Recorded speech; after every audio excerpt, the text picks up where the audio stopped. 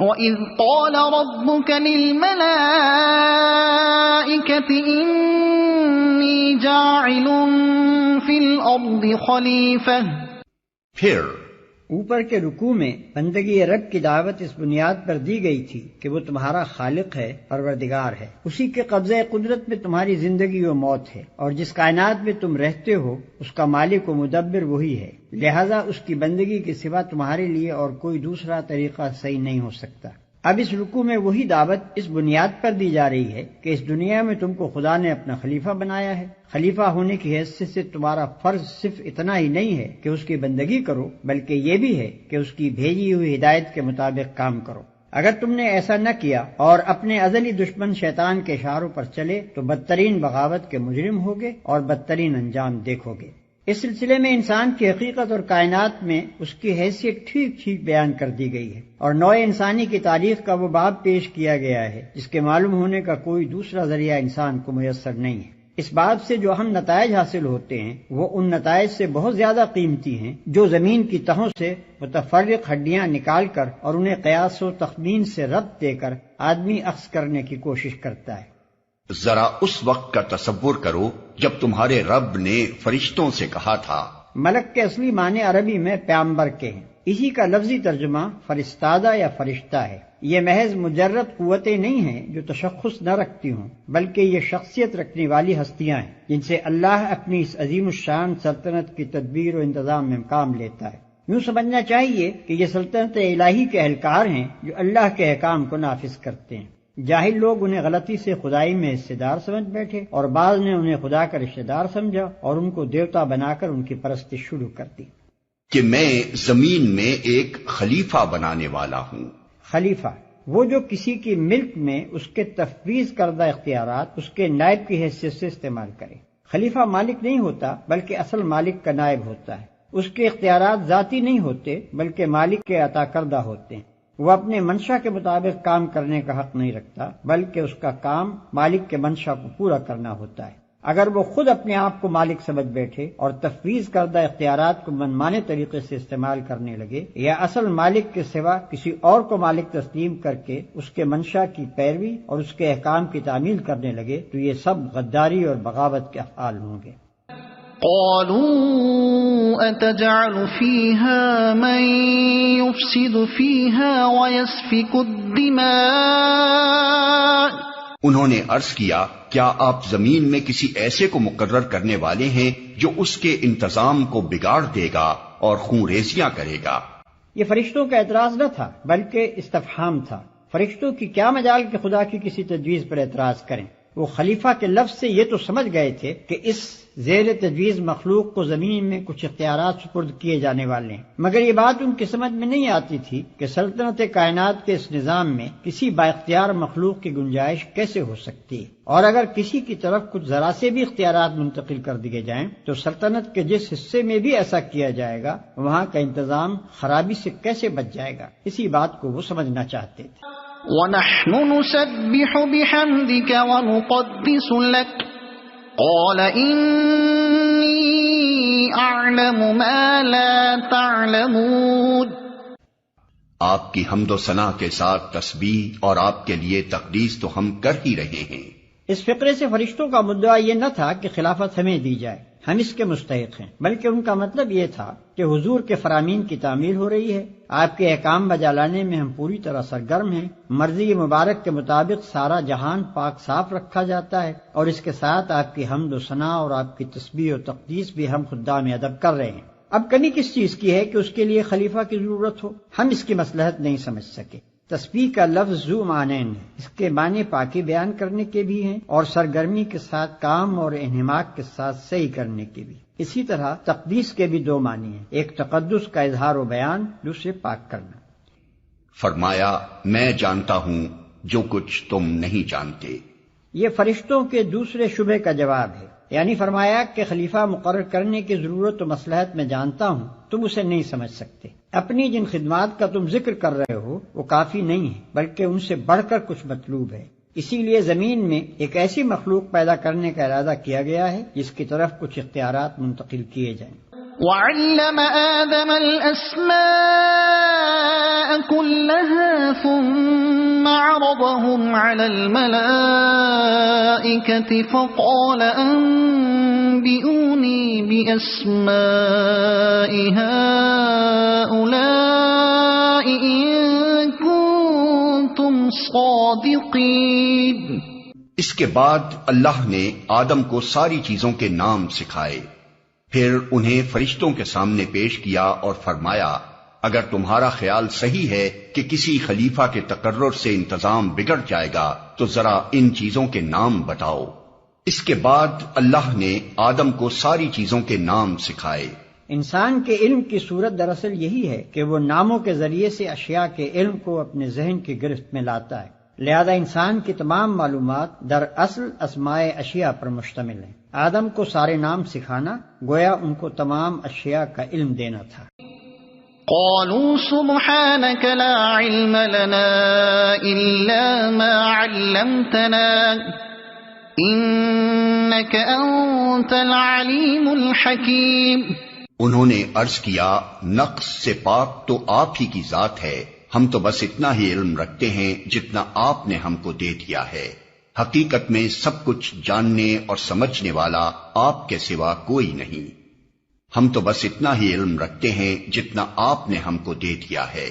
ایسا معلوم ہوتا ہے کہ ہر فرشتے اور فرشتوں کی ہر صنف کا علم صرف اسی شعبے تک محدود ہے جس سے اس کا تعلق ہے. مثلا ہوا کے انتظام سے جو فرشتے متعلق ہیں وہ ہوا کے متعلق سب کچھ جانتے ہیں مگر پانی کے متعلق کچھ نہیں جانتے. یہی حال دوسرے شعبوں کے فرشتوں کا ہے. انسان کو ان کے برعکس جامع علم دیا گیا ہے. ایک ایک شعبے کے متعلق چاہے وہ اس شعبے کے فرشتوں سے کم جانتا ہو مگر مجموعی حیثیت سے جو جامعیت انسان کے علم کو بخشی گئی ہے وہ فرشتوں کو میسر نہیں ہے. قال يا آدم أنبئهم بأسمائهم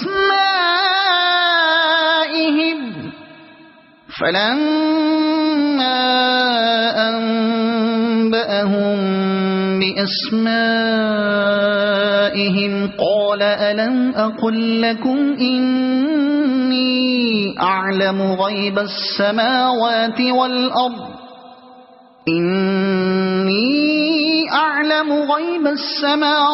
والأرض وأعلم ما تبدون وما كنتم تكتمون. پھر اللہ نے آدم سے کہا تم انہیں ان چیزوں کے نام بتاؤ. جب اس نے ان کو ان سب کے نام بتا دیے تو اللہ نے فرمایا میں نے تم سے کہا نہ تھا کہ میں آسمانوں اور زمین کی وہ ساری حقیقتیں جانتا ہوں جو تم سے مخفی ہیں. جو کچھ تم ظاہر کرتے ہو وہ بھی مجھے معلوم ہے اور جو کچھ تم چھپاتے ہو اسے بھی میں جانتا ہوں. جب اس نے ان کو ان سب کے نام بتا دیے. یہ مظاہرہ فرشتوں کے پہلے شبے کا جواب تھا. گویا اس طریقے سے اللہ تعالیٰ نے انہیں بتا دیا کہ میں آدم کو صرف اختیارات ہی نہیں دے رہا ہوں بلکہ علم بھی دے رہا ہوں. اس کے تقرر سے فساد کا جو اندیشہ تمہیں ہوا وہ اس معاملے کا صرف ایک پہلو ہے. دوسرا پہلو اصلاح کا بھی اور وہ فساد کے پہلو سے زیادہ وزنی اور زیادہ بیش قیمت ہے. حکیم کا یہ کام نہیں ہے کہ چھوٹی خرابی کی وجہ سے بڑی بہتری کو نظر انداز کر دے. وَإِذْ قُلْنَا لِلْمَلَائِكَةِ اسْجُدُوا لِآدَمَ فَسَجَدُوا إِلَّا إِبْلِيسَ أَبَى وَاسْتَكْبَرَ وَكَانَ مِنَ الْكَافِرِينَ. پھر جب ہم نے فرشتوں کو حکم دیا کہ آدم کے آگے جھک جاؤ تو سب جھک گئے مگر ابلیس نے انکار کیا. وہ اپنی بڑائی کے گھمنڈ میں پڑ گیا اور نافرمانوں میں شامل ہو گیا. سب جھک گئے. اس کا مطلب یہ ہے کہ زمین اور اس سے تعلق رکھنے والے طبقہ کائنات میں جس قدر فرشتے معمور ہیں ان سب کو انسان کے لیے مطیع و مسخر ہو جانے کا حکم دیا گیا. چونکہ اس علاقے میں اللہ کے حکم سے انسان خلیفہ بنایا جا رہا تھا اس لیے فرمان جاری ہوا کہ صحیح یا غلط جس کام میں بھی انسان اپنے ان اختیارات کو جو ہم اسے عطا کر رہے ہیں استعمال کرنا چاہے اور ہم اپنی مشیت کے تحت اسے ایسا کر لینے کا موقع دے دیں تو تمہارا فرض ہے کہ تم میں سے جس کے دائرہ عمل سے وہ کام متعلق ہو وہ اپنے دائرے کی حد تک اس کا ساتھ دے. وہ چوری کرنا چاہے یا نماز پڑھنے کا ارادہ کرے، نیکی کرنا چاہے یا بدی کے ارتکاب کے لیے جائے، دونوں صورتوں میں جب تک ہم اسے اس کی پسند کے مطابق عمل کرنے کا عزم دے رہے ہیں تمہیں اس کے لیے سازگاری کرنی ہوگی.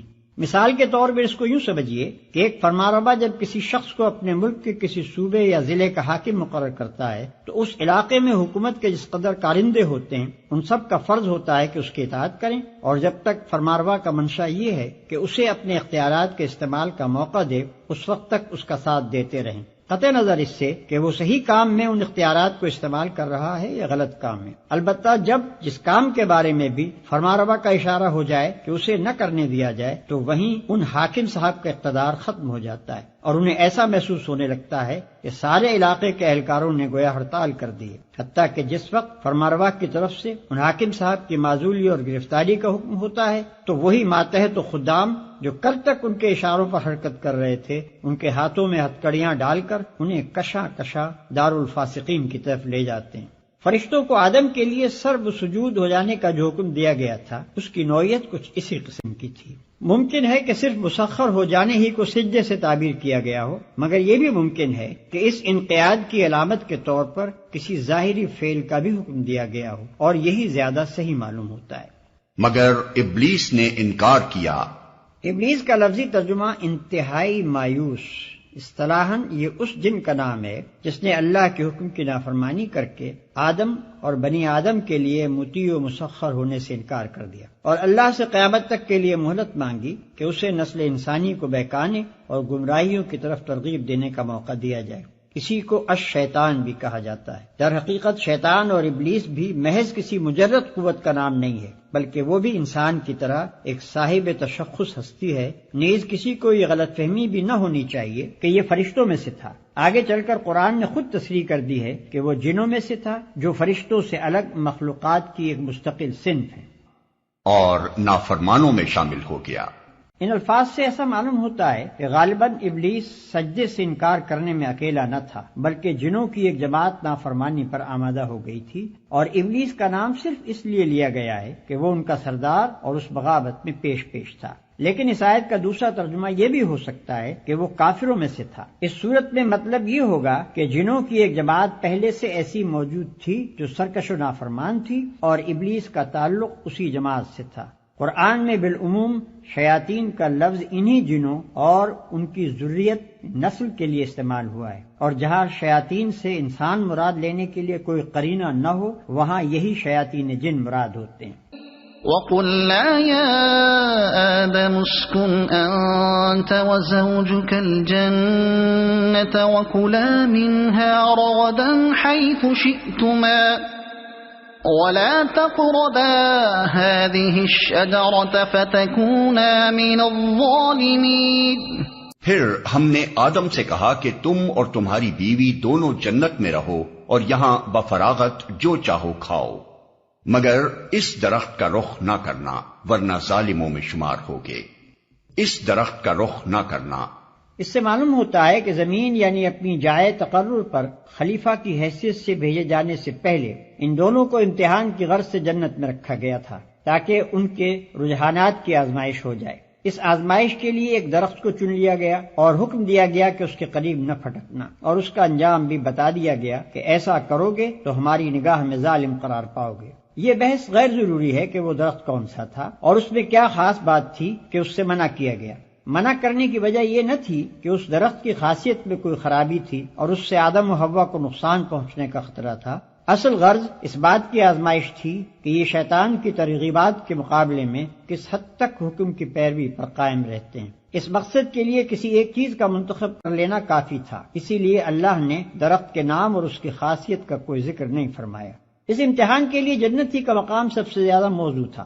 دراصل اسے امتحان گاہ بنانے کا مقصود یہ حقیقت انسان کے ذہن نشین کرنا تھا کہ تمہارے لیے تمہارے مرتبہ انسانیت کے لحاظ سے جنت ہی لائق و مناسب مقام ہے، لیکن شیطانی ترغیبات کے مقابلے میں اگر تم اللہ کی فرمانبرداری کے راستے سے منحرف ہو جاؤ گے تو جس طرح ابتدا میں اس سے محروم کیے گئے تھے اسی طرح آخر میں بھی محروم ہی رہو گے۔ اپنے اس مقام لائق کی، اپنے اس فردوس سے گم گشتہ کی بازیاب تم صرف اسی طرح کر سکتے ہو کہ اپنے اس دشمن کا کامیابی سے مقابلہ کرو جو تمہیں فرمانبرداری کے راستے سے ہٹانے کی کوشش کرتا ہے، ورنہ ظالموں میں شمار ہوگے۔ ظالم کا لفظ نہایت معنی خیز ہے۔ ظلم در اصل حق تلفی کو کہتے ہیں۔ ظالم وہ ہے جو کسی کا حق تلف کرے۔ جو شخص خدا کی نافرمانی کرتا ہے وہ در حقیقت 3 بڑے بنیادی حقوق تلف کرتا ہے۔ اولاً خدا کا حق، کیونکہ وہ اس کا مستحق ہے کہ اس کی فرما برداری کی جائے۔ ثانیاً ان تمام چیزوں کے حقوق جن کو اس نے اس نافرمانی کے ارتکاب میں استعمال کیا، اس کے اعضائے جسمانی، اس کے قوائے نفس، اس کے ہم معاشرت انسان، وہ فرشتے جو اس کے ارادے کی تکمیل کا انتظام کرتے ہیں، اور وہ اشیاء جو اس کام میں استعمال ہوتی ہیں۔ ان سب کا اس پر یہ حق تھا کہ وہ صرف ان کے مالک ہی کی مرضی کے مطابق ان پر اپنے اختیارات استعمال کرے، مگر جب اس کی مرضی کے خلاف اس نے ان پر اختیارات استعمال کیے تو در حقیقت ان پر ظلم کیا۔ ثالثاً خود اپنا حق، کیونکہ اس پر اس کی ذات کا یہ حق ہے کہ وہ اسے تباہی سے بچائے، مگر نافرمانی کر کے جب وہ اپنے آپ کو اللہ کی سزا کا مستحق بناتا ہے تو دراصل اپنی ذات پر ظلم کرتا ہے۔ انہی وجوہ سے قرآن میں جگہ جگہ گناہ کے لیے ظلم اور گناہگار کے لیے ظالم کی اصطلاح استعمال کی گئی۔ فَأَزَلَّهُمَا الشَّيْطَانُ عَنْهَا فَأَخْرَجَهُمَا مِمَّا كَانَا فِيهِ وَقُلْنَا اهْبِطُوا بَعْضُكُمْ لِبَعْضٍ عَدُوٌّ وَلَكُمْ فِي الْأَرْضِ مُسْتَقَرٌّ وَمَتَاعٌ إِلَىٰ حِينٍ۔ آخر کار شیطان نے ان دونوں کو اس درخت کی ترغیب دے کر ہمارے حکم کی پیروی سے ہٹا دیا اور انہیں اس حالت سے نکلوا کر چھوڑا جس میں وہ تھے۔ ہم نے حکم دیا کہ اب تم سب یہاں سے اتر جاؤ، تم ایک دوسرے کے دشمن ہو اور تمہیں ایک خاص وقت تک زمین میں ٹھہرنا اور وہیں گزر بسر کرنا ہے۔ تم ایک دوسرے کے دشمن ہو، یعنی انسان کا دشمن شیطان اور شیطان کا دشمن انسان۔ شیطان کا دشمن انسان ہونا تو ظاہر ہے کہ وہ اسے اللہ کی فرمانبرداری کے راستے سے ہٹانے اور تباہی میں ڈالنے کی کوشش کرتا ہے۔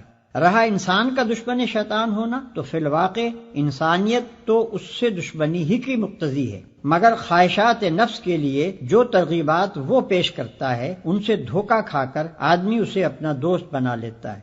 اس طرح کی دوستی کے معنی یہ نہیں ہے کہ حقیقتاً دشمنی دوستی میں تبدیل ہو گئی، بلکہ اس کے معنی یہ ہیں کہ ایک دشمن دوسرے دشمن سے شکست کھا گیا اور اس کے جال میں پھنس گیا۔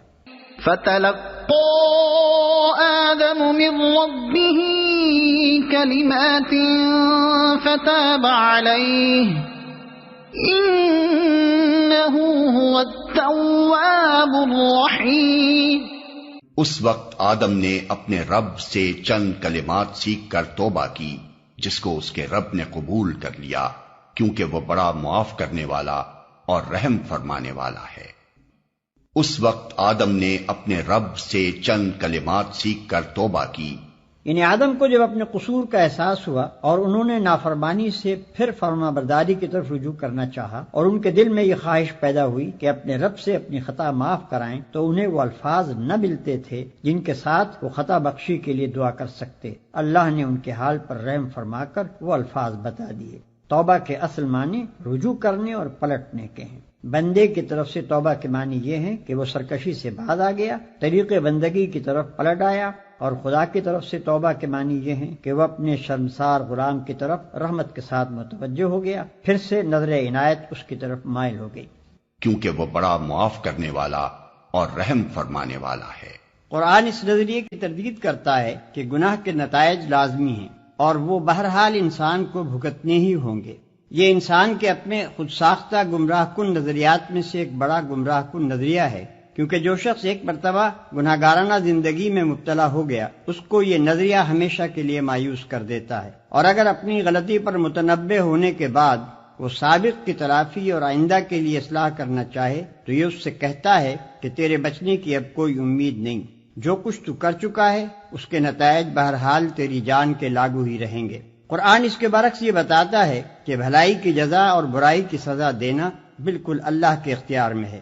تمہیں جس بھلائی پر انعام ملتا ہے وہ تمہاری بھلائی کا طبیعی نتیجہ نہیں ہے، بلکہ اللہ کا فضل ہے، چاہے عنایت فرمائے چاہے نہ فرمائے۔ اسی طرح جس برائی پر تمہیں سزا ملتی ہے وہ بھی برائی کا طبیعی نتیجہ نہیں ہے کہ لازماً مترتب ہو کر ہی رہے، بلکہ اللہ پورا اختیار رکھتا ہے کہ چاہے معاف کر دے اور چاہے سزا دے دے۔ البتہ اللہ کا فضل اور اس کی رحمت اس کی حکمت کے ساتھ ہم رشتہ ہے۔ وہ چونکہ حکیم ہے اس لیے اپنے اختیارات کو اندھا دھند استعمال نہیں کرتا۔ جب کسی بھلائی پر انعام دیتا ہے تو یہ دیکھ کر ایسا کرتا ہے کہ بندے نے سچی نیت کے ساتھ اس کی رضا کے لیے بھلائی کی تھی، اور جس بھلائی کو رد کر دیتا ہے اسے اس بنا پر رد کرتا ہے کہ اس کی ظاہری شکل بھلے کام کی سی تھی مگر اندر اپنے رب کی رضا جوئی کا خالص جذبہ نہ تھا۔ اسی طرح وہ سزا اس قصور پر دیتا ہے جو باغیانہ جسارت کے ساتھ کیا جائے اور جس کے پیچھے شرمساری کے بجائے مزید ارتکاب جرم کی خواہش موجود ہو، اور اپنی رحمت سے معافی اس قصور پر دیتا ہے جس کے بعد بندہ اپنے کیے پر شرمندہ اور آئندہ کے لیے اپنی اصلاح پر آمادہ ہو۔ بڑے سے بڑے مجرم، کٹے سے کٹے کافر کے لیے بھی خدا کے ہاں مایوسی و ناامیدی کا کوئی موقع نہیں، بشرطے کہ وہ اپنی غلطی کا معترف، اپنی نافرمانی پر نادم اور بغاوت کی روش چھوڑ کر اطاعت کی روش اختیار کرنے کے لیے تیار ہو۔ قُلْنَا اهْبِطُوا مِنْهَا جَمِيعًا فَإِمَّا يَأْتِيَنَّكُم مِّنِّي هُدًى فَمَن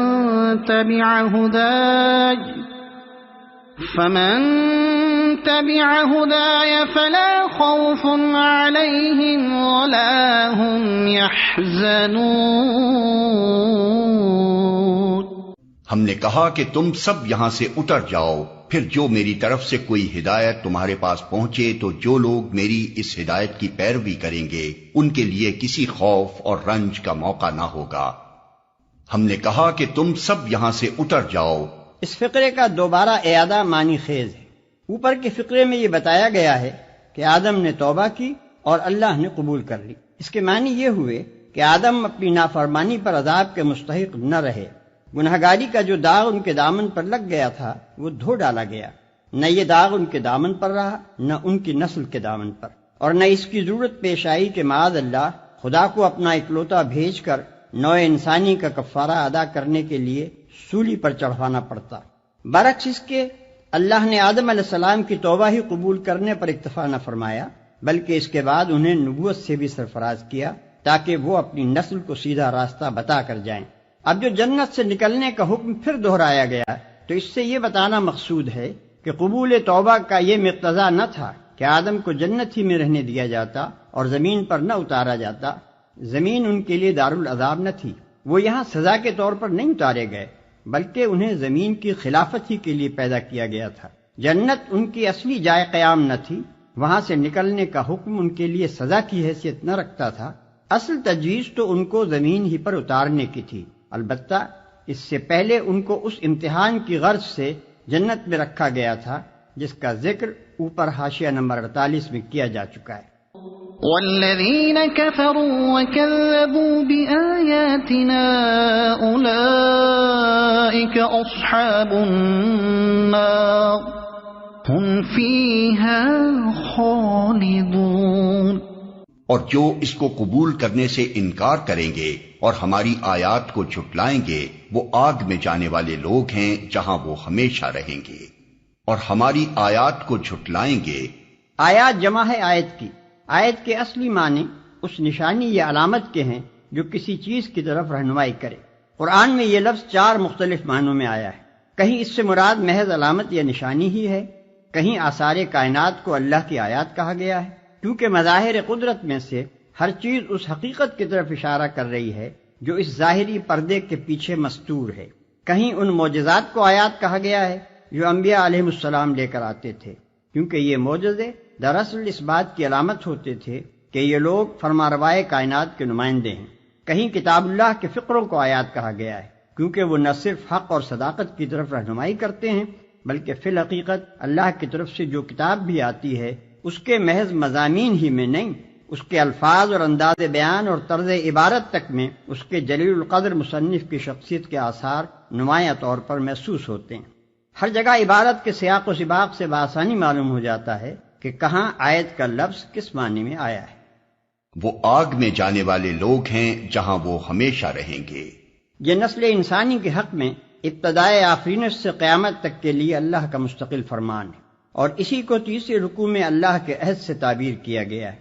انسان کا کام خود راستہ تجویز کرنا نہیں ہے بلکہ بندہ اور خلیفہ ہونے کی دوگنا حیثیتوں کے لحاظ سے وہ اس پر مامور ہے کہ اس راستے کی پیروی کرے جو اس کا رب اس کے لیے تجویز کرے۔ اور اس راستے کے معلوم ہونے کی 2 ہی صورتیں ہیں، یا تو کسی انسان کے پاس براہ راست اللہ کی طرف سے وحی آئے یا پھر وہ اس انسان کا اتباع کرے جس کے پاس وحی آئی ہو۔ کوئی تیسری صورت یہ معلوم ہونے کی نہیں ہے کہ رب کی رضا کس راہ میں ہے۔ ان دو صورتوں کے ماں سوا ہر صورت غلط ہے، بلکہ غلط ہی نہیں، سراسر بغاوت بھی ہے، جس کی سزا جہنم کے سوا اور کچھ نہیں۔ قرآن مجید میں آدم کی پیدائش اور نوع انسانی کی ابتدا کا یہ قصہ 7 مقامات پر آیا ہے، جن میں سے پہلا مقام یہ ہے اور باقی مقامات حسب ذیل ہیں۔ الاعراف رکوع 2، الحجر رکوع 3، بنی اسرائیل رکوع 7، الکہف رکوع 7، طٰہٰ رکوع 7، صاد رکوع 5۔ بائبل کی کتاب پیدائش باب اول، دوم و سوم میں بھی یہ قصہ بیان ہوا ہے، لیکن دونوں کا مقابلہ کرنے سے ہر صاحب نظر انسان محسوس کر سکتا ہے کہ دونوں کتابوں میں کیا فرق ہے۔ آدم علیہ السلام کی تخلیق کے وقت اللہ اور فرشتوں کی گفتگو کا ذکر تلمود میں بھی آیا ہے، مگر وہ بھی اس معنوی روح سے خالی ہے جو قرآن کے بیان کردہ قصے میں پائی جاتی ہے، بلکہ اس میں یہ لطیفہ بھی پایا جاتا ہے کہ جب فرشتوں نے اللہ سے پوچھا انسانوں کو آخر کیوں پیدا کیا جا رہا ہے، تو اللہ تعالی نے جواب دیا تاکہ ان میں نیک لوگ پیدا ہوں۔ بد لوگوں کا ذکر اللہ نے نہیں کیا، ورنہ فرشتے انسان کی تخلیق کی منظوری نہ دیتے۔